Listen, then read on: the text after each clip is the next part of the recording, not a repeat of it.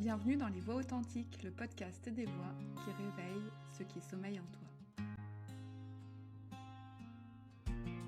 Je suis Emmanuelle, j'aide les entrepreneurs à créer une communication qui leur ressemble vraiment. Et bonjour. Et bonjour. Y a-t-il un pilote dans ta vie ? C'est la question que nous pose Jean-François Adida. Qu'il te pose, qu'il me pose, qu'il se pose, qu'il pose à tout le monde, je pense. Et quand cette question est posée, ensuite, elle a du mal à partir, elle ne nous lâche pas. Jean-François, c'est un parcours hors norme. New York, les startups, Orange, 20 000 managers formés, et puis un virage. Celui de se mettre au service de quelque chose de plus essentiel, transmettre. Raconter des histoires qui font bouger les lignes, pas des histoires qui informent, des histoires qui transforment. Aujourd'hui, on va parler de leadership de soi, de ce moment où on décide vraiment de reprendre sa place dans sa propre vie. Et en moment authentique, Jean-François nous offrira une Madeleine comportementale. Alors, si tu souhaites savoir ce qu'est une Madeleine comportementale, reste jusqu'au bout. Je pense que ça va être intéressant. Et peut-être que cette conversation va te redonner envie de saisir le gouvernail. Coucou Jean-François. Hello Emmanuel. Merci d'être ici dans Les Voix Authentiques. Je suis en joie de te recevoir. Je sens que ça va être une conversation super inspirante et je sens qu'on va s'amuser. Eh ben oui, tant qu'à faire, c'est mieux. Bah ouais, hein, c'est mieux. Voilà. C'est mieux, c'est mieux. Dis-moi, on peut peut-être commencer par aborder ton parcours. Et la première question que j'aimerais te poser, c'est si tu devais tracer le fil rouge qui relie le New York, Orange, la scène, l'écriture, tout ce voyage de vie que tu as fait jusqu'ici, ce serait quoi ? Bonne question. Je savais pas qu'on était dans un cabinet de psychothérapeute en fait au départ, en acceptant le podcast. Mais alors maintenant, du coup, je vais avoir une consultation gratos. C'est super nouvelle. Et c'est génial. C'est bien. Écoutez, docteur, les choses ont très bien démarré pour moi. Alors, le fil rouge, plus sérieusement. Non, je pense qu'assez naturellement, parce que c'est vrai que c'est un petit peu particulier de les bijoux fantaisie à New York, les grands ministères chez Orange en passant par la haute technologie médicale, les poèmes, l'écriture. C'est pas Tu pourrais commun dire quand même. qu'il y a une vie dissolue, garçon. Mais en fait, tout ça est hyper cohérent. Ah. Merci, la post-rationalisation. Non, globalement, je pense que depuis tout petit, j'ai jamais su ce que je voulais faire de ma vie. Moi, j'avais un père chirurgien qui, à l'âge de 5 ans, a dit quand je serai grand, je ferai chirurgie. Et puis, il a fait chirurgie. Et puis, il a fait plus de 50 ans ou 55 ans de pratique de la chirurgie. Bon. Heureux papa qui a fait des choses formidables et qui a sauvé des vies et qui a fait des trucs incroyables. Et lui, il avait les réponses très tôt, une certitude, tu vois, une foi absolue. Quelle chance. Moi, quand j'avais 7 ans, je disais que je voulais plus tard, ma mère me le redisait encore il y a pas longtemps, elle me dit, quand tu avais 7 ans, tu disais plus tard, je veux être amuseur. Et écoute, je crois que je suis presque arrivé, hein, en fait. J'ai mis un peu de temps, mais non. Je confirme, hein, parce que je t'ai vu en conférence et je me suis beaucoup amusée. Je pense que c'est quand même l'humain. Ouais. Et je pense que c'est quand même l'humain, le fil rouge. Beaucoup de doutes, beaucoup de questions, beaucoup d'interrogations, mais au final, oui, moi j'ai fait médecine aussi d'une certaine manière, un peu comme mon père, sauf que moi c'est plutôt les comportements humains que je soigne que les corps, on va dire, ou les fractures. Mais la réponse elle est à peu près là, et ça m'a jamais quitté. C'est ce que j'ai fait d'une manière ou d'une autre. Après, j'ai poussé quand même depuis les 15 dernières années. Je suis allé plus profondément sur les comportements humains et m'intéresser à ça vraiment, y compris jusqu'au management. Voilà. Et puis, je me suis beaucoup intéressé depuis toujours aussi à la pédagogie. Et donc, les comportements humains, c'est la matière la plus délicate quand même. Hein. C'est plus facile de traiter des problèmes techniques, technologiques que les comportements humains. Et je dis bien les comportements humains, je parle pas des compétences. Hein. Je parle des comportements. Donc, ce qui est la matière sans doute la plus passionnante et la plus délicate. Voilà. Ouais. Belle réponse, merci. Merci beaucoup. Tu te définis comme un story teacher. Ça veut dire quoi? Eh bien, ça fait le lien avec ce que je viens de te dire, Ouais, c'est-à-dire que souvent on parle de storytelling ou de voilà, de storytelling en mode la capacité narrative par rapport à une histoire. Et c'est vrai qu'une histoire, ça peut poser pas mal de questions parce que, comme je dis souvent, une bonne blague mal racontée ne fait pas rire. Une certes. mauvaise blague bien racontée peut quand même faire rigoler. Et donc toute la capacité narrative est essentielle pour pouvoir en fait faire passer des messages. Mais on ne serait que dans le telling. Moi, je suis dans le teaching au sens où je travaille beaucoup, donc, avec des petites Mmh. madeleines comportementales, Ah histoire de dire, ah! je prends une histoire associée à un concept, associée à une image, pour décoder, entre guillemets, peut-être une petite leçon de vie et en faire un, un réflexe, en fait, en faire un réflexe. Mmh. Le problème quand on parle, quand on donne des conférences, quand on donne des cours, euh, c'est que les gens ne retiennent rien. C'est juste un tout petit peu pénible. C'est-à-dire, tu parles, tu dis, nanana, et les gens retiennent rien. Et donc, moi, Ouais, je c'est me un suis constat, hein. vraiment passionné depuis plusieurs années Mmh. sur l'ancrage mémoriel, en fait. Comment faire en sorte que les gens retiennent ce qu'on raconte. Et tant qu'à faire, autant en faire de la pédagogie et déduire des choses qu'on peut euh, utiliser, pratiquer, mémoriser, intégrer. Et donc, moi, j'ai travaillé beaucoup avec des petites madeleines comportementales pour essayer de faire du story teaching Mmh. et que ça fonctionne. La mémoire, si tu veux, c'est notre bibliothécaire, en fait. Dans notre cerveau, on a un bibliothécaire. Ah, tu sais que Et tu parles à une bibliothécaire. Dans je ma parle à première une vie bibliothécaire, professionnelle, eh ben alors j'étais ça une va te parler. bibliothécaire. Ah bah oui. Alors, mais tu vas voir qu'elle est assez bordélique, la bibliothécaire. Écoute, Donc, tant que tu t'y retrouves. non, mais le cerveau, si tu veux, c'est comme si on avait au niveau de la mémoire dans le cerveau, hein, on parle de la mémoire, on a un bibliothécaire, mais le bibliothécaire, on pourrait croire en te regardant au départ que tu aimes bien, tu vois, les petites fiches avec le concept 1, puis le concept 2, tout ça rangé par étagères qui vont bien. En fait, notre cerveau, pas du tout. Il Mmh. déteste ça. Voilà, si tu lui dis euh, que l'ADN, c'est une empreinte génétique qui définit les molécules de notre corps et la construction de notre organisme, tu J'ai dis rien alors compris. attends, ça, je le range où dans la mémoire? Tu le ranges nulle part. Bah oui. Si tu lui dis l'ADN, c'est un déco des mots de la construction du corps, tu dis ah déjà c'est mieux, tu vois. Mmh. Bon. Mmh.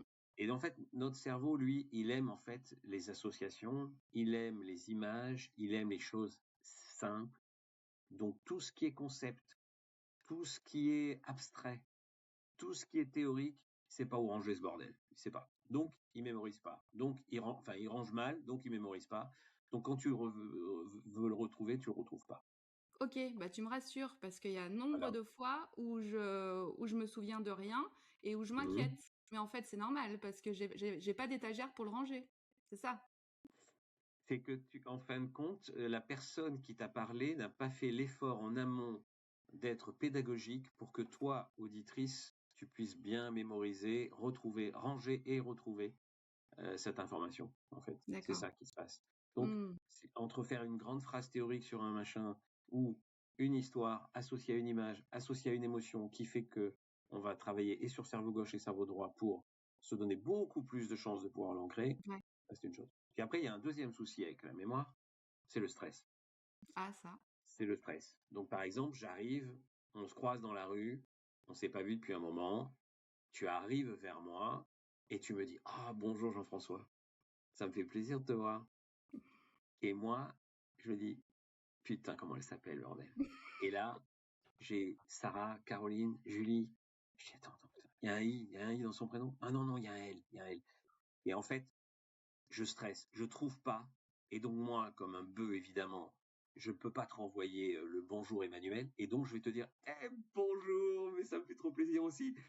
Et bordel, hein, dans ma tête, c'est, j'ai pas sorti son prénom, je suis Tu mal vois. poli, tu vois. Donc, je trouve pas ton prénom.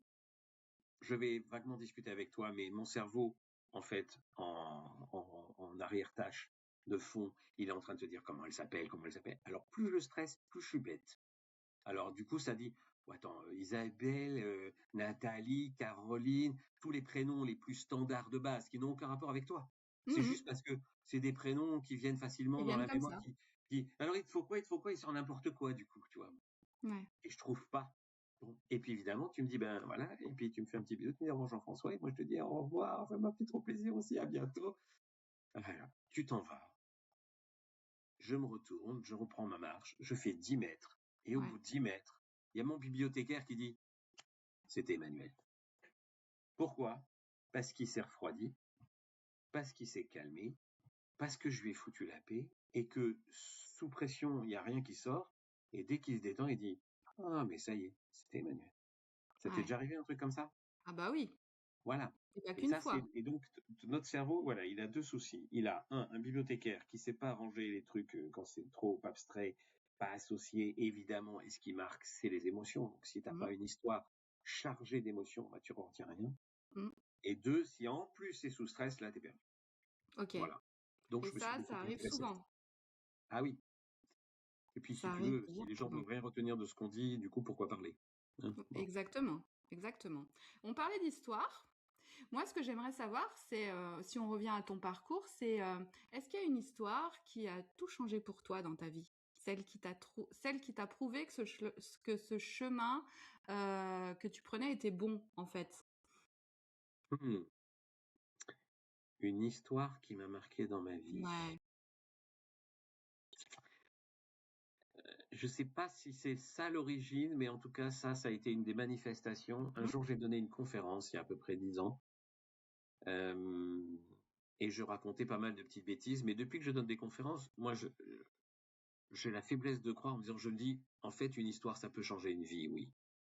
J'ai la faiblesse de croire qu'une histoire peut changer une vie. mhm. Et je sais pas si une histoire a changé ma vie, mais je connais des gens qui sont venus me dire que j'avais changé leur vie avec une de mes histoires. Voilà. Ça m'étonne pas. Et donc un jour, euh, voilà, un jour j'ai raconté une histoire dans une conférence et il y a un monsieur qui m'a attrapé à la sortie. Je partais, je chopais un taxi pour enchaîner sur un autre rendez-vous. Et voilà, c'est un monsieur qui m'a rattrapé et qui voulait juste me dire à quel point, voilà, j'avais bouleversé sa vie en racontant une histoire et que ouais, et je me suis dit, bah, même si la conf, alors elle s'était très bien passée la conférence, Ouais. mais je me suis dit, mais rien que pour ça, Ben oui. c'est super. Rien que pour ça, c'est super. Ben, Ouais. rien que pour ça, c'est super. Et donc là, tu sais que tu es sur le bon chemin et que potentiellement, tu es dans, j'allais dire dans ta zone de génie, j'aime pas dire ça, mais dans ce qui te fait vibrer en tout cas. Oui, après, quand tu revois des gens, pareil, un jour, je croise un manager là il y a un an que je n'avais pas vu depuis très longtemps Mhm. et qui me dit, il me regarde et il me dit, hey, 2014, la carte postale. On était en 2024, donc c'était il y a 10 ans avant. Et en gros, il m'a ressorti le titre d'une des madeleines que j'avais pratiquées ce jour-là. Et je me dis, 10 ans après, le mec, il me voit et le premier truc qui me sort, c'est ça. Donc ça veut dire que ça marche, quoi, ça fonctionne. Donc je suis content. 2014, la carte postale, tu sais, il t'a expliqué exactement comment ça l'avait marqué ou pas? Je pense que forcément, ça avait un lien avec son grand-père, puisque c'est une histoire qui touche à un grand-père. Ok. Donc, et puis il y avait une symbolique de business en fait derrière cette histoire, Hmm. euh, qui sait peut-être que c'est celle que je raconterai tout à l'heure, on ne sait pas. Ah ah, suspense, Mm. suspense, suspense. Est-ce qu'il y a quelque chose que tu as dû abandonner pour devenir qui tu es aujourd'hui? Euh,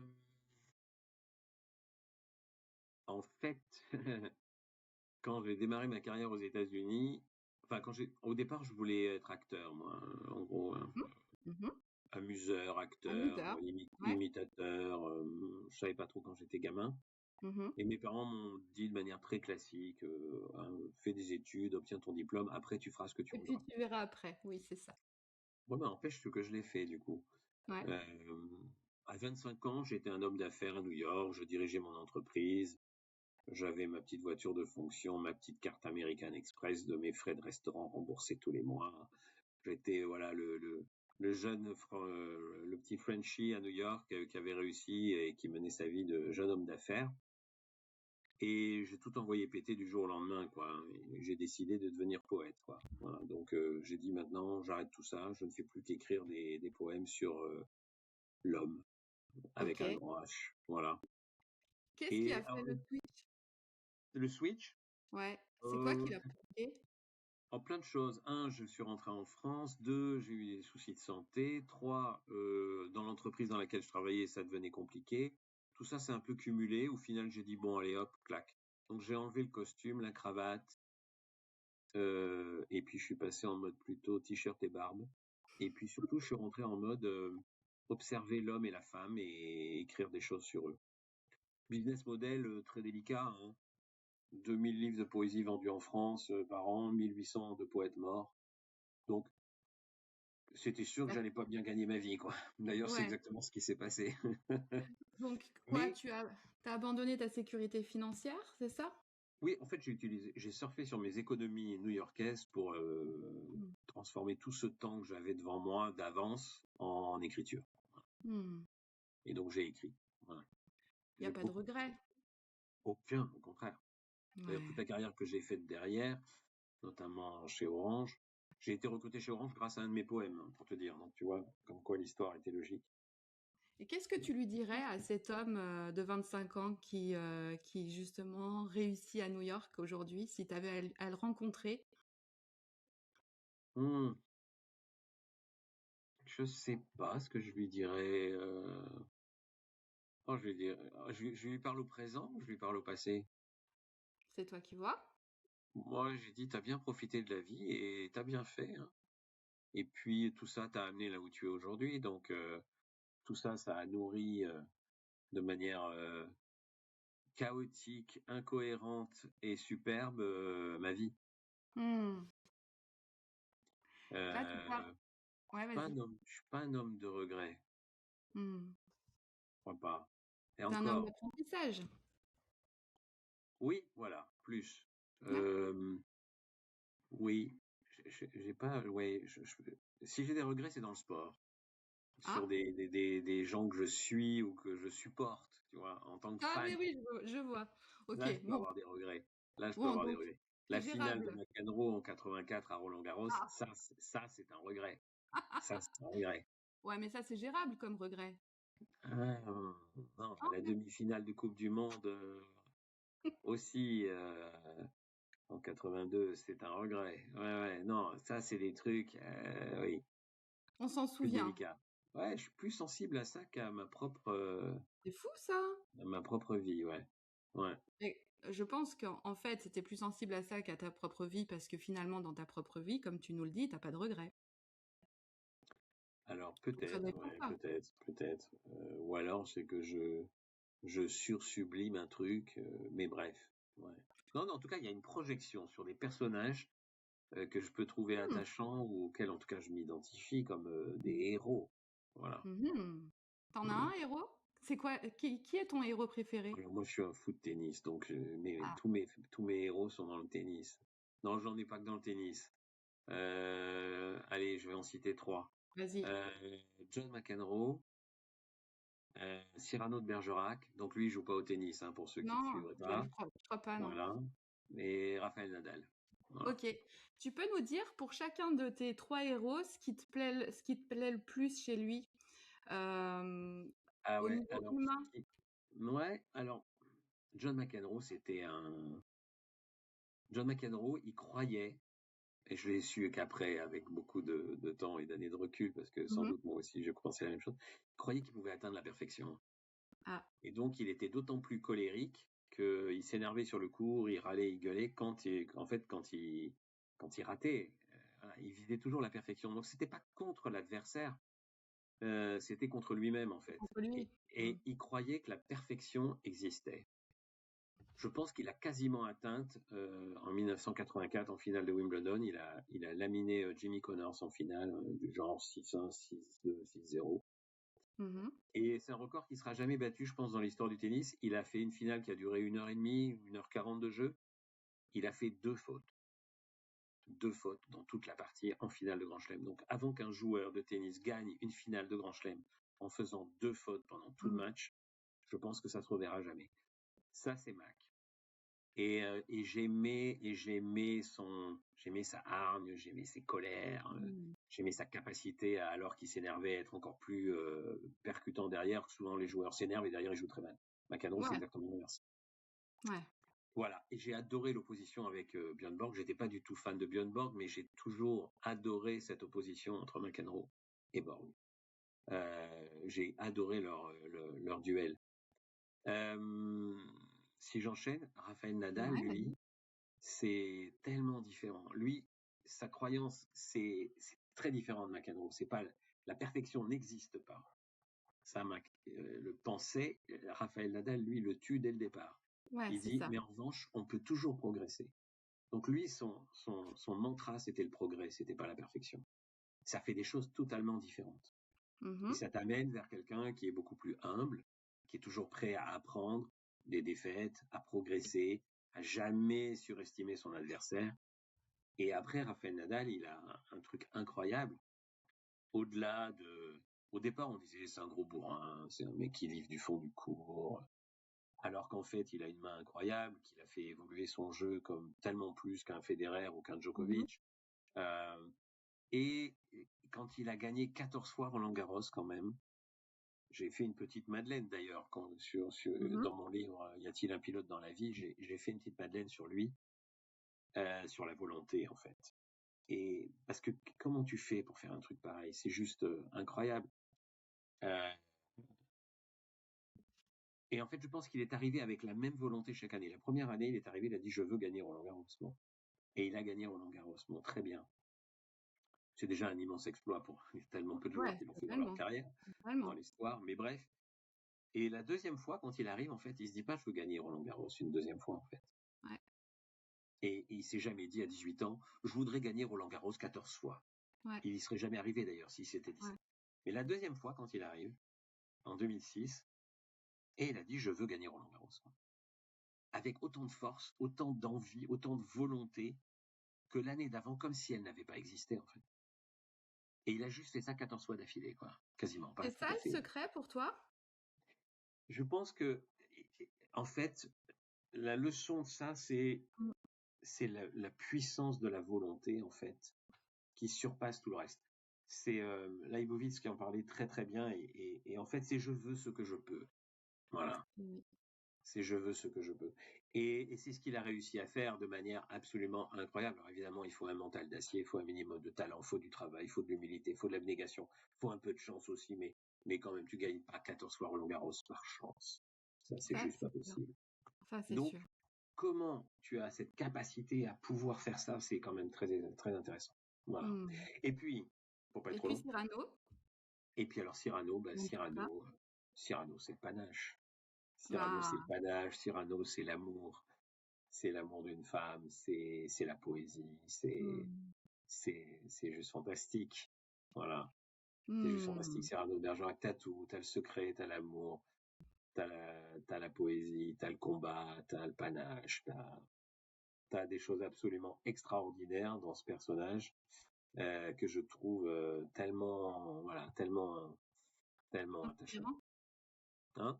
Tellement inspirant. Inspirant aussi, ouais, bien sûr. Génial. Merci pour ces 3 portraits. Moi, je t'en prie, écoute, je raconte mes petits pubs. Oui. Bah, c'est pour ça que tu es là. Très bien. N'est-ce pas? Et du coup, en parlant, alors peut-être un peu moins de Cyrano et encore, mais des 2 légendes du tennis finalement, tu parles de leadership de soi. Oui. Tu peux nous en parler du leadership de soi? C'est un concept, je crois, que beaucoup comprennent intellectuellement. Qu'est-ce que ça veut dire? Écoute, tout ça est parti d'une phrase que j'ai reçue un jour. Mon épouse m'envoie un article sur la communication non violente. Je suis dans le train, elle me dit tiens regarde ça pourrait t'intéresser. Je lis et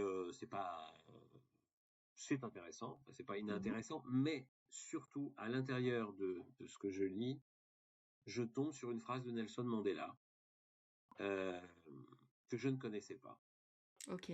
Je parle de la phrase, pas de Nelson Mandela. Ouais, ouais. Et, et en fait, c'est Mandela qui parle de ses geôliers et de ses opposants et qui dit: vous avez le pouvoir de me mettre en prison, vous n'avez pas le pouvoir de faire de moi un prisonnier. Mm. Moi, cette phrase m'a juste bouleversé au plus haut point. Et j'ai écrit mon livre à partir de ça, en me posant la question, en me disant, mais alors, est-ce qu'on est prisonnier de soi-même, en fait? Est-ce qu'on nous a mis en prison? Est-ce qu'on s'est mis en prison? C'était une première question et je me suis dit, globalement, est-ce que je peux répondre que je suis un homme totalement libre? La réponse est non. Je suis plutôt prisonnier de moi-même, de quelques trucs divers et variés, mais je suis sans doute pas libre à 100%, c'est sûr. Ok, après la deuxième question que je me suis posée, c'est bon, alors du coup, est-ce que j'ai un plan d'évasion? J'ai dit, j'ai quelques idées, ouais, quand même. On fabriquer un plan d'évasion. Donc je dis, est-ce qu'on a un plan d'évasion? La réponse est oui. Et puis après, la partie 3 du livre, c'est le plan d'évasion, c'est exécution de l'évasion, évadons-nous donc. Donc, Ok, donc à tu l'as partir de vécu. ça, comment? Tu l'as vécu, donc. Non, à partir de ça, je me suis dit, parce que moi j'avais plein de petites madeleines dans ma tête partout, Ouais, des ouais. centaines de madeleines, mais que j'arrivais pas à associer. Et avec cette phrase, je me suis dit, ça y est, j'ai eu un déclic, j'ai dit, je vois le flash. Et donc j'ai fait un livre qui est 18 petites histoires, Ouais. entre une roue de la conscientisation, parce que ça démarre par ça, être bien conscient de à quel point on est en prison ou pas, et puis ensuite une roue de la destinée, quoi. Et comment on peut Mm. mieux prendre en main sa destinée. Et du coup, l'idée, c'est de travailler en fait sur soi pour mieux se connaître et donc mieux s'adapter et avoir un meilleur leadership de soi-même, plutôt que de vivre en subissant entre guillemets sans forcément en être tout à fait conscient. Et l'idée, c'était, on travaille pas assez ça. Voilà. On travaille pas assez sur soi. Les problèmes qui nous arrivent, oui, mais un travail sur soi, moins. Et Oui, là, un travail sur j'ai soi fait. profond. Alors, est-ce que c'est un livre de développement personnel? Tu pourrais me poser cette question. Oui. Je sais pas. Bah, à l'âge Jean-François Hadida, hein, c'est très particulier comme livre de Ah développement ben, on est personnel. bien d'accord. Et c'est ça qu'on aime. Voilà. Donc, je dirais oui et non. Enfin, est-ce que ça parle de l'homme et de se développer personnellement? Oui. Oui. Est-ce que c'est un livre de développement personnel? Peut-être. En tout cas, vous pouvez Chacun en butiner jugera. des histoires qui devraient pouvoir vous aider dans la vie. Voilà. Voilà, des histoires qui vont vous permettre de vous inspirer et d'avancer, en tout cas, dans votre vie.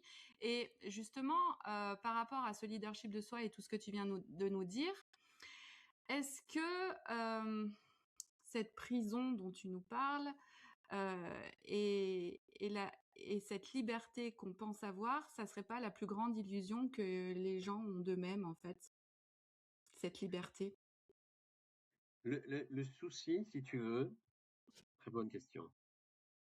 Et oui, forcément, il y a une illusion, ou en tout cas, le problème, c'est que l'homme préfère souffrir que changer, en gros.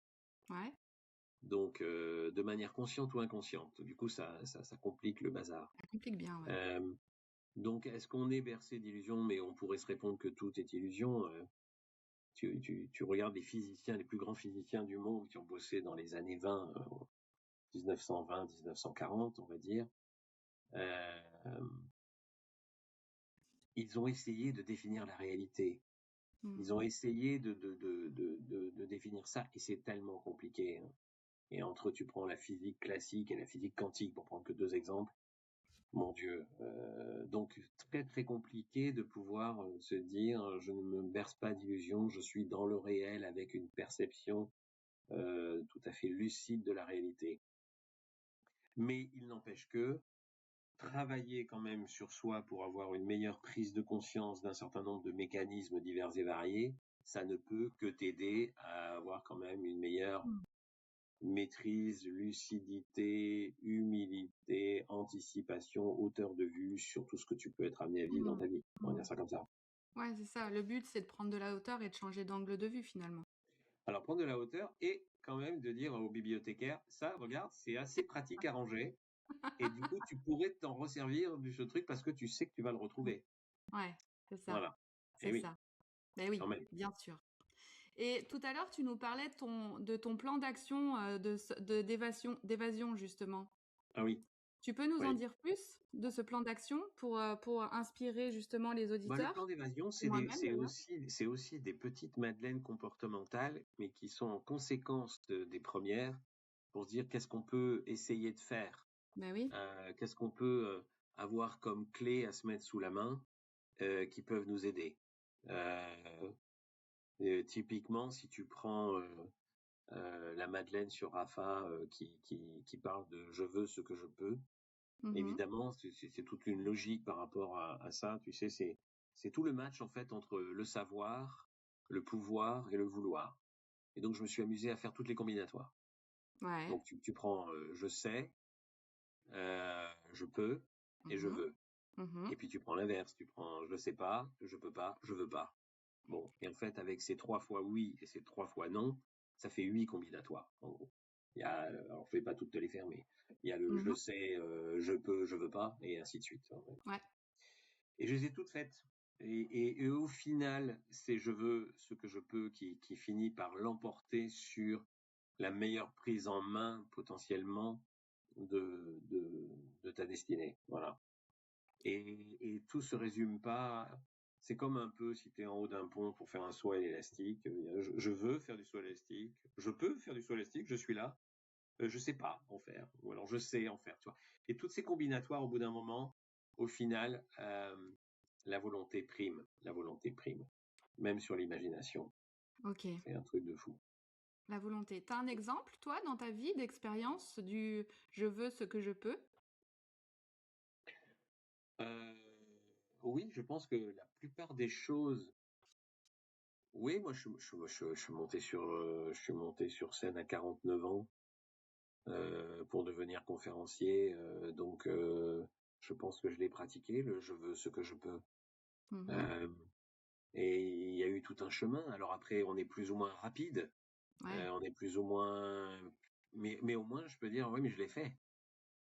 Je l'ai fait. Versus, ah, j'aurais tellement aimé. Tu sais, c'est comme si tu rencontres des gens dans la rue, tu leur dis, qu'est-ce que vous vouliez faire quand vous aviez 7 ans? Ouais, c'est ça. Et au final, aujourd'hui, dans votre vie, est-ce que vous êtes là où vous vouliez? Est-ce que ça correspond? Est-ce que ça répond à?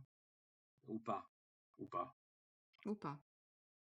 C'est pas si facile que ça. Après, ça passe par se poser plein de questions et enfin, j'en ai vécu quelques tortures, hein. Bah oui, Euh, bah comme tout le monde, j'imagine. oui, tu sais, malheureusement, Musset disait, l'homme est un apprenti, la douleur est son maître, et nul ne se connaît tant qu'il n'a pas souffert. C'est ça.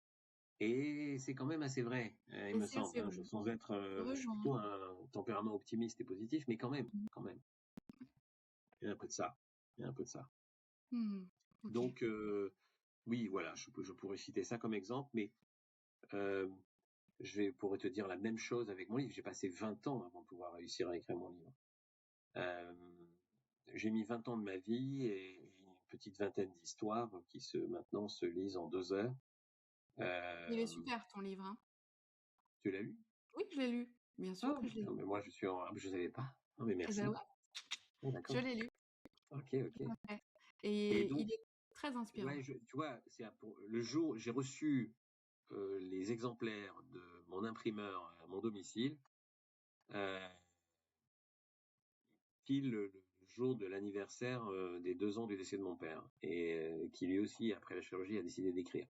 Donc c'était très Ah, symbolique et très percutant, et c'était vraiment je veux ce que je peux, quoi. Vraiment, ouais. C'est sans doute mon livre la plus belle réponse, je pense. ouais, génial. Génial. En tout cas, ce qui est génial, c'est qu'à chaque fois que je pose des questions aux auteurs, justement, qui ont écrit les livres, la naissance du livre, ce qui Hum. s'y passe, les dates, c'est fantastique à chaque fois de voir comment ça a du sens dans la vie, en fait, dans la vie de l'auteur, la manière dont Oui, ça parce se que passe. moi, t'imagines, je voulais écrire un bouquin en sachant qu'en écrivant, les gens retiennent rien. Donc pourquoi écrire? Moi, ça a commencé comme ça, et Ah donc ben, j'ai ça regardé commence la mal, feuille en blanche en effet. me disant, en quoi je peux être différent des autres, en quoi je peux écrire un truc que les gens retiennent, et puis je vais pas écrire un roman en plus. Parce que si c'était une histoire encore, j'aurais pu me dire, bah oui, story, en avant. En plus, j'adore ça, les histoires. Donc, très bien. Et donc, j'en avais plein de petites, mais j'avais pas encore un livre. Bon, bref. Mais, donc, je me suis posé beaucoup de questions, ouais. Bah, ouais. Mais l'humain se pose beaucoup de questions, non? Non, il y en a qui se Non? posent pas trop de questions. Bah, ils Non, ont de non, la il y en a chance qui s'en alors. posent pas. Ouais. Oui. Alors, ils peuvent être plus Quoi. idiots aussi, hein, mais Oui, il y en a. aussi, mais Non, non, des fois, moi, je m'en pose trop. mais oui, mais moi aussi, c'est pour ça que je disais ça. D'accord. Alors, pour préparer notre conversation, je t'ai posé une question. J'ai voulu savoir de quelle thématique tu retenais pour qu'on puisse converser. Donc, dans les thématiques, je leur dis, il y a la voix, il y a le rayonnement et il y a créer et transmettre. Et tu m'as répondu créer et transmettre. Oui, sans Pourquoi hésiter. ce choix-là? Mais parce que si tu es médecin avec une spécialité qui est la pathologie des comportements, il y a une idée de. Moi, j'essaye d'être un peu un passeur de sagesse, le type Mhm, complètement fou, tu sais. Mais donc, les petites madeleines comportementales, c'est quelque part, entre guillemets, des petits paquets cadeaux de petites leçons de vie qui peut-être ouais, peuvent convenir à des personnes. Et moi, c'est mes médicaments, entre guillemets, tu vois. C'est ma mhm, manière de pouvoir essayer de soigner, peut-être guérir, sur certains mots MAUX, on va dire ça comme ça. Bon. mhm, Et en fait, c'est ça l'idée. C'est un peu ça l'idée. Et j'ai toujours été très sensible, donc, à la pédagogie pour que l'ancrage mémoriel ait ouais, lieu. Sinon, on donne des médocs qui servent à rien ouais, et tu que les nous en gens ne parlais retiennent tout à pas, l'heure. donc n'utilisent pas. Mhm, Voilà. mhm. Une phrase de mon père. Il y a des médicaments pour la mémoire, mais le problème, c'est que les gens oublient de les prendre. Donc ça, c'est bien. C'est vrai. J'aime beaucoup. Mais oui. Donc, tu vois, il y a cette idée-là quand même de transmettre. Et pour transmettre, pour pouvoir, j'adore créer, j'ai toujours aimé créer, j'ai besoin de ça. Hmm. C'est presque vital. Et transmettre, c'est ambitieux. Ça peut même paraître présomptueux, surtout sur les comportements humains. Mais donner une clé à quelqu'un qui n'est qu'un éclairage et non pas une loi ou une vérité, mais qui est qu'une guidance instinctive parce s'est fait madeleiniser, ça reste très ouvert. Voilà. C'est tu fais ou tu fais pas, mais voilà, c'est comme tu veux. Hmm. J'ai assisté à une de tes conférences Oui. où à plusieurs reprises j'étais morte de rire. Alors Mhm. que tu abordais des sujets qui étaient tout sauf drôles, finalement, Oui, c'est vrai. euh, j'ai adoré. Et justement, ça m'a permis de retenir certaines choses. Même si tu me poses la question maintenant, je te dirais ah bah je sais plus parce que là je suis en stress dans mon cerveau et donc je Mhm. trouve plus. Tu vois, j'ai retenu ce que tu as dit. C'est bien. Donc c'est ce qui se passe dans une salle quand tu donnes ta conférence. Est-ce que ça, tu pourrais le provoquer autrement? Je raconte pas que des histoires non-stop en disant Ah histoire bon? numéro un, histoire numéro 2, histoire numéro 3. Je sais Quand bien. même. C'est une Est-ce conférence que quand je, même. est-ce que je peux provoquer autrement quoi, la mémorisation ou La mémorisation, le fait que ton histoire touche en fait. Non, mais après, c'est ce que je te disais Victor Hugo disait la forme, Ouais, ça n'est que le fond ouais, ouais. qui est remonté à Mmh. la surface. Je crois beaucoup à ça. C'est ce que je te disais. Une, Ouais, une, ouais, ouais. une, une bonne histoire mal racontée ne fera rire personne. Bien sûr, bien Donc, sûr. évidemment que ça s'incarne. Il y a mon style, il y a ma manière, il y a mon vocabulaire, il y a ma voix, il y a mon humour, il y a mais voilà. Après, chacun a sa personnalité et sa manière de s'y prendre. Moi, coup de bol tel que je suis, ça fonctionne bien, tant mieux. Mais je Tu suis vas me dire surtout que moi avant d'essayer d'être je sais pas quoi, hein. tu t'es pas formé, justement? Alors je me suis formé à l'art oratoire quand j'étais Ouais. très très jeune. J'ai eu la chance d'être formé par Stéphane André, qui est un des grands maîtres de l'art oratoire en France. Mmh. Et il y a maintenant presque 30 ans.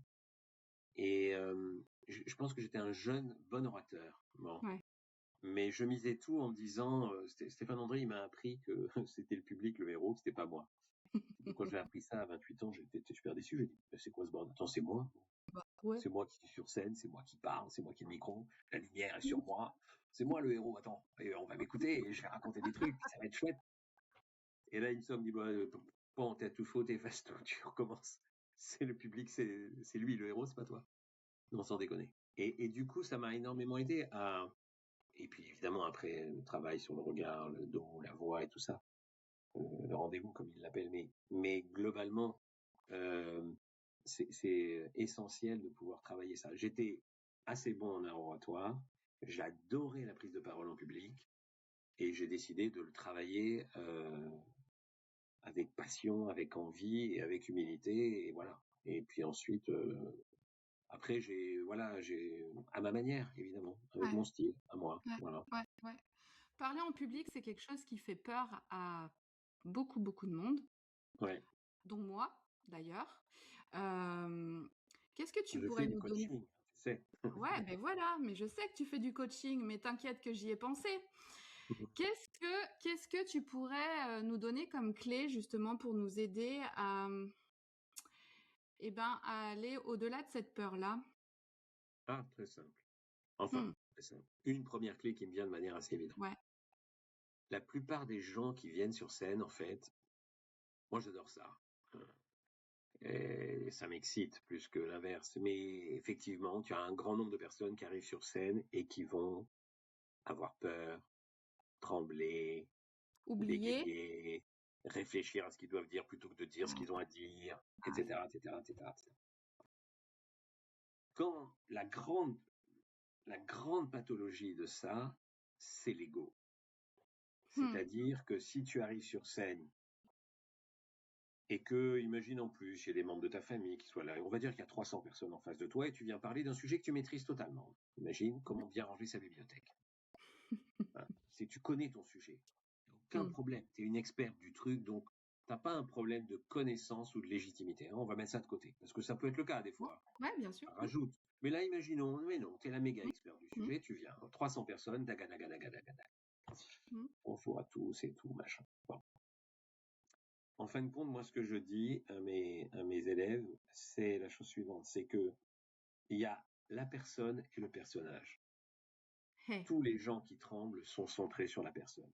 Emmanuel, pourvu que je sois belle, pourvu que je sois bien habillée, pourvu qu'ils aiment ma robe, pourvu qu'ils me trouvent, euh, comment dire, sûr de moi, pourvu que ça se Intéressant. passe bien, pourvu que je bégaye pas, pourvu que j'ai pas de trous, pourvu qu'ils comprennent ce que je leur raconte, pourvu que ma mère qui est venue me voir spécialement, elle me trouve chouette, pourvu qu'ils applaudissent, pourvu que, tout ce que tu veux. Tout ça, c'est centré sur ta gueule. Rien à foutre. Rien à foutre. Mais rien à foutre. Bah Tout oui, ça, ça parce que va pas t'aider. Tout c'est ça, ça ça. va te stresser. Tout ça, ça va t'amener sur euh, des choses qui vont te rajouter de la pression. C'est comme ton Ouais, bibliothécaire, comment elle s'appelle, comment elle s'appelle, comment elle s'appelle. ouais, Pourvu que. Ça va te ouais. rendre tellement moins performante que si tu viens, tu arrives et tu leur dis, ces gens-là, je leur dois pas ma personne, je leur dois le personnage. Quel est le personnage? Le personnage, c'est Emmanuel, conférencière sur ranger sa bibliothèque.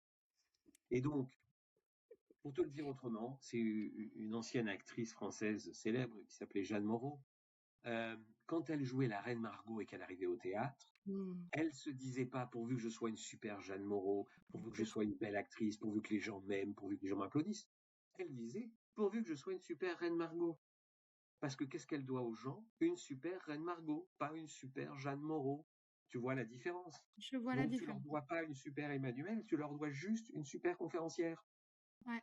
Les filles, quand elles passent des concours, des oraux, je leur dis, mais il y a Julie et Marie, mes deux filles. Je dis, tu dois pas une super Julie ou tu dois pas une super Marie. Tu dois être une super candidate. Rien à voir. Donc évidemment que tu t'appelles Julie ou tu t'appelles Marie, que tu as tel corps, telle robe, tel truc, tel machin. Très bien sûr. Mais tu mets toute ton énergie sur le personnage et non pas la personne, parce que c'est ce que tu leur dois. Et ça va te créer une distanciation avec le rôle qui fait que tu vas avoir beaucoup moins de stress, beaucoup moins de tremblements. C'est la finale de Miami entre André Agassi et Andy Murray. André Agassi, 2006, je crois, il a 36 ans en face, il a Andy Murray qui a 22 ans. Il y en a un qui est troisième mondial, l'autre il joue sa dernière année, il est 200e, il est invité. Il arrive en finale, Master Hmm. 1000, peut-être une dernière grande victoire d'Agassi, mais les statistiques c'est 98-2. Andy Murray archi favori, et il va se prendre 6-2, 6-3. Ouais. Pourquoi? Parce que ce jour-là, pardon, il y a du vent. Mmh. Il y a du vent. Et ça fait mal jouer le vent au tennis. Et donc Agassi joue mal, Andy Murray joue mal. Mais la différence, c'est qu'Andy Murray, quand il fait un mauvais coup, il dit putain de vent de merde. Et ça m'a fait rater mon coup. Il est en colère tout le temps et il est à utiliser toute son énergie négative contre le vent. Exactement. Et pas Agassi, pour lui, dit il y lui. a du vent, Ouais. je peux rien y faire. Ouais. Je me concentre sur mon jeu, je fais ce que je peux alors qu'il y a du vent. Ouais. Et il a mis toute son énergie sur le jeu. L'autre, il l'a mis sur le vent, 6-3, 6-2, fin de la partie. C'est ça. Donc c'est ça que te permet cette dissociation L'ego. personnage-personne, c'est de mettre l'énergie sur le rôle qui est devant la personne et pas l'inverse. Et Ouais. c'est ça, voilà, c'est un premier élément de réponse. Merci. J'ai parlé trop longtemps, non? Bon, tant pis. Pourquoi? Non? Je sais pas. Mais enfin, pas du On tout. aurait pu être plus concis peut-être. Non, non, je te dis merci beaucoup. Je pense que ça parlera à beaucoup de monde. Donc c'est une des Et clés. C'est une des une des clés, clés, il y a pas que ça évidemment, mais une des clés pour baisser le stress principalement, c'est le travail sur le personnage et pas la personne. ouais. Ok. Et je pense que ça peut être, comment dire, retranscrit dans plusieurs domaines, en fait. Non? Sur la prise, le personnage versus la personne, Ouais, ouais. dans beaucoup de choses qui touchent à un entretien d'embauche, un examen, euh, un entretien important, La une prise de formation, parole en comité de direction ou je ne sais où, au théâtre, si tu es ouais, acteur ou actrice. Dès qu'il y a une représentation, c'est ça. quand tu arrives le matin à ton boulot, t'es le personnage, t'es pas la personne. Alors évidemment, après, il se trouve que tu t'appelles Emmanuel, que tu as les cheveux bruns, longs, que tu portes des lunettes, etc. Après, évidemment que on va la voir, ta personne, et puis tu vas être congruent avec qui tu es.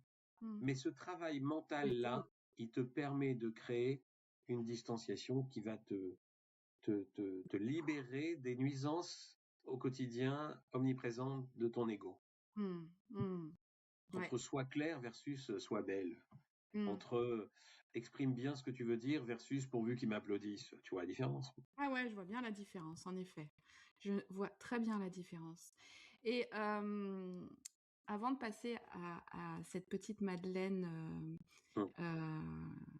qui, à mon avis, va bien nous inspirer, j'aimerais te poser une dernière question. Qu'est-ce que transmettre t'a appris sur toi?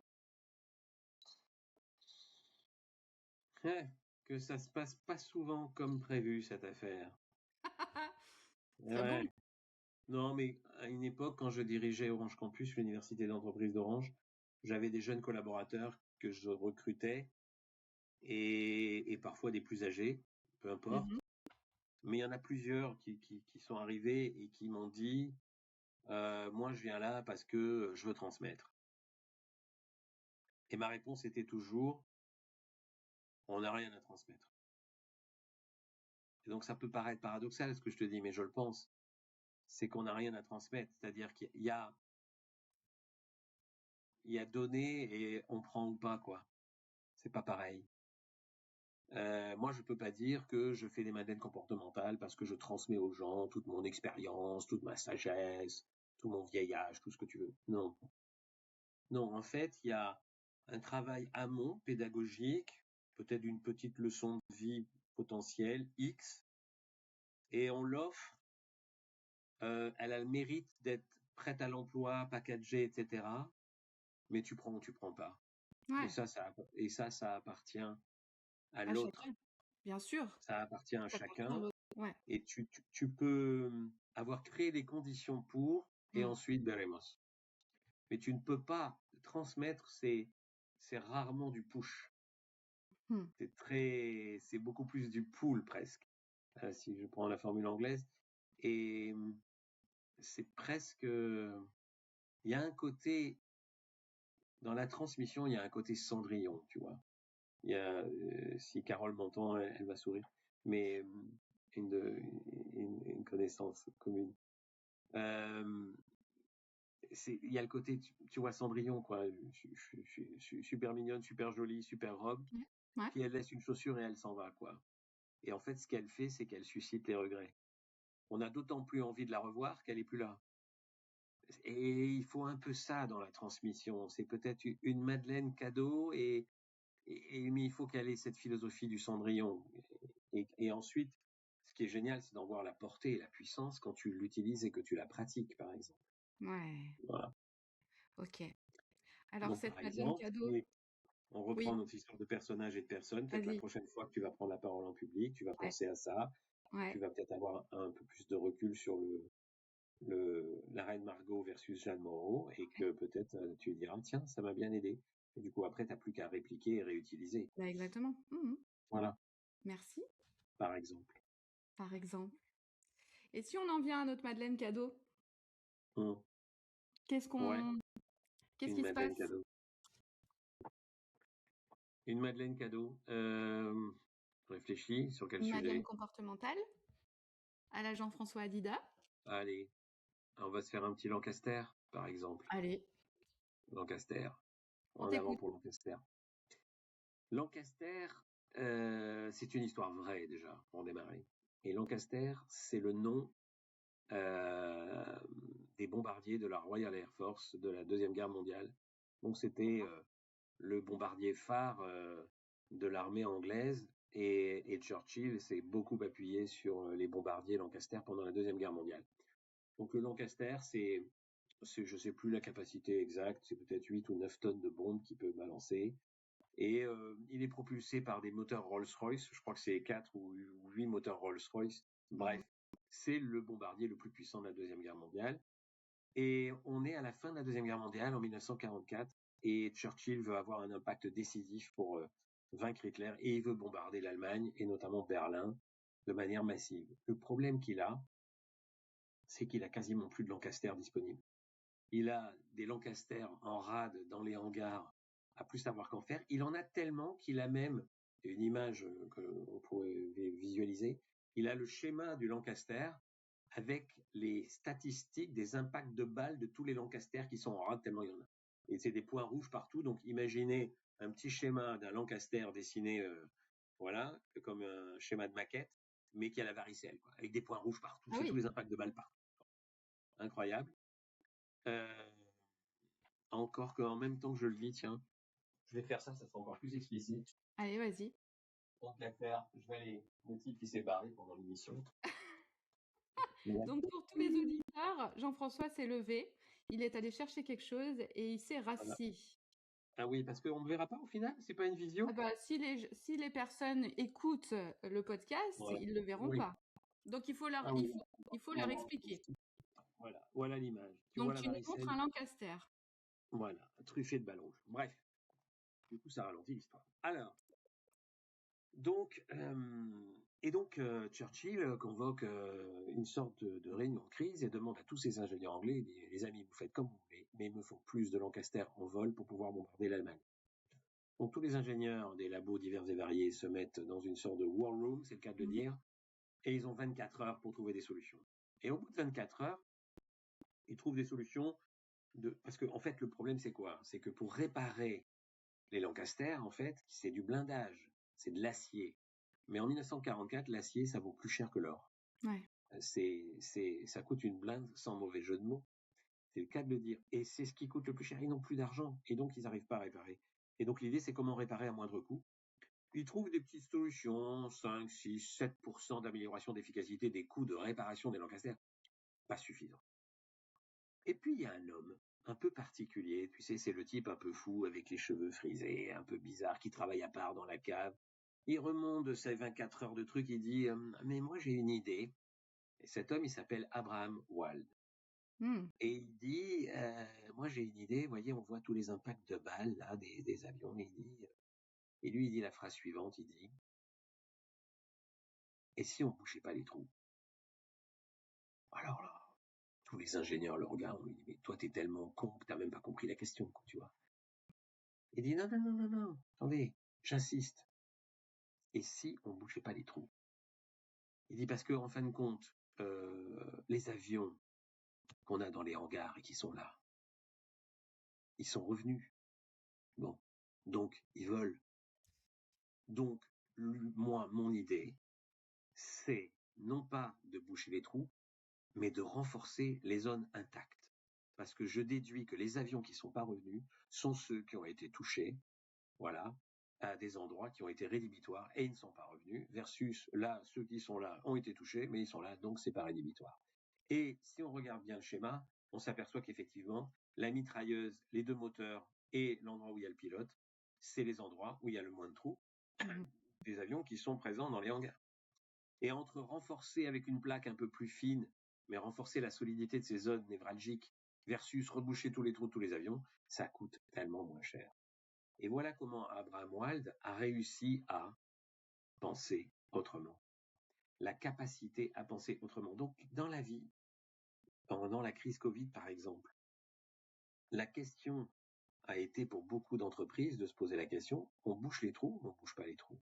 Il y en a qui ont décidé de boucher les trous et puis ils ont écopé jusqu'à y passer. Il y en a qui ont décidé de passer à complètement autre chose. Il n'y a pas de vérité, il n'y a pas d'unicité des réponses. Mais la question est, tu bouches ou tu bouches pas les trous? Mais dans les 2 cas, c'est sciemment. Tu dis, j'ai décidé de les boucher ou j'ai décidé de pas les boucher. Et ça, c'est la capacité à penser autrement. Lancaster. Voilà. Ok. Je dis pas que tu dois boucher les trous ou pas. Je dis juste que ça te rend conscient sur le fait de le faire ou de ne pas le faire. Et ça veut dire que tu t'es au moins posé la question. Et tu Donc, as fait un choix. tu as 200 ingénieurs qui bouchaient des trous et en fin de compte, la solution, c'était de faire exactement l'inverse. Ça fera un lien avec mon prochain livre, ma chère, que je suis en train d'écrire. Alors, Ah, dites-nous en plus. je peux juste te dire le titre. Allez, vas-y. Ça va s'appeler, parce que Lancaster illustre bien la symbolique, ça va s'appeler « Et si on faisait tout à l'envers ?» Oh yeah, j'adore. Voilà. Trop bien. Et donc celui-là, t'auras pas mis 20 ans à l'écrire, j'imagine. Non, non, mais je vais atteindre mes 2 ans sans problème, hein, je pense. Voilà, Ah bah, c'est parfaitement quand parfait. même. Enfin. Ça va, Et ça du va, ça coup, viendra quand ça viendra. si on a un petit goût de reviens-y suite à cette Madeleine et à cet échange dans les voix authentiques, si on a envie de connaître un peu plus Jean-François Hadida, on te Oui. trouve où? Alors, on me trouve sur mon site internet qui Ouais. s'appelle pilotetavie.com. Voilà. Vous aurez Tout attaché, pilotetavie.com. le lien en Sur mon description site, de l'épisode. on trouve mon livre, évidemment. On Ouais. trouve les thèmes de mes conférences. On trouve mon coaching en art oratoire. Et puis, mes formations sur le management. Voilà, les 3 sujets dans lesquels je suis désormais à 100%. Voilà. Et est-ce qu'il y a des conférences que tu donnes prochainement en France Oui, pas oui, Oui. oui. Où À ça? Lyon, à Nanterre, à Toulouse, à La Rochelle. Ah, bah tu fais le tour, c'est cool Ouais, ça. ouais, je voyage Bon, à et donc Nice. les dates et les lieux, on les a sur ton site internet. Non, Ah, non, parce que c'est pas des conférences grand public, c'est c'est ça. généralement des conférences commandées par des entreprises. Hmm. Euh, si j'ai une conférence grand public, ouais, je la mettrai peut-être sur mon site, mais là Bah pour ouais, c'est sûr. l'instant, pas vraiment. Mais D'accord. je suis à Nanterre le 4 juin aux conférences RH Igencia. Ça, je crois que c'est assez open. Ah, c'est open. Alors si vous êtes dans la région parisienne, Voilà. vous pouvez aller du côté de Nanterre le 4 juin, c'est ça. Et vous passerez un bon moment et vous apprendrez sûrement plein de choses. Merci Jean-François pour ce Mais je t'en moment prie, Emmanuel, que tu nous c'était as avec offert. plaisir. C'était pour moi toujours très inspirant. Je suis tout oui à chaque fois que je t'écoute parce que je sais qu'il y a des Adorable. pépites euh, qui sont euh, qui sont enrobées par beaucoup d'humour et par des histoires qui sont géniales. Donc merci pour ça, merci pour nous transmettre tout ça, pour ta manière de raconter les choses, et ben qui font qu'on repart pas comme on est arrivé en fait. Eh ben, si c'est le cas, tant mieux. Si c'est le Mais cas, tant mieux. je crois que c'est le cas. T'as réussi, c'est ça que tu voulais, il me semble. Ah, merci, merci. En tout cas, les liens pour te retrouver sont en description de l'épisode, donc ton site internet, peut-être LinkedIn aussi. Oui, j'ai ça, j'ai tout ça. Oui, j'ai aussi une adresse LinkedIn, un Linktree Bon que ben j'ai dans les voilà, il y a notes. Bah, moyen. il y a tout sur mon site. Voilà, il y a tout sur ton site. Merci pour ce Je t'en prie, moment. Emmanuel, c'est moi. Et bonne journée à tout le monde. Bonne journée, bonne et puis à bientôt dans les voix authentiques. Mais avant, j'aimerais dire merci à Rodrigue le Pirate et à Claire Thomas pour leur soutien précieux. Si tu souhaites passer dans les voix authentiques et rejoindre notre communauté, n'hésite pas à me contacter. Et à toi qui écoutes, pose-toi cette seule question. Qui tient le gouvernail de ta vie? Peut-être que c'est le moment de décider que c'est toi. À tout bientôt dans Les Voix Authentiques, le podcast des voix qui réveille ce qui sommeille en toi.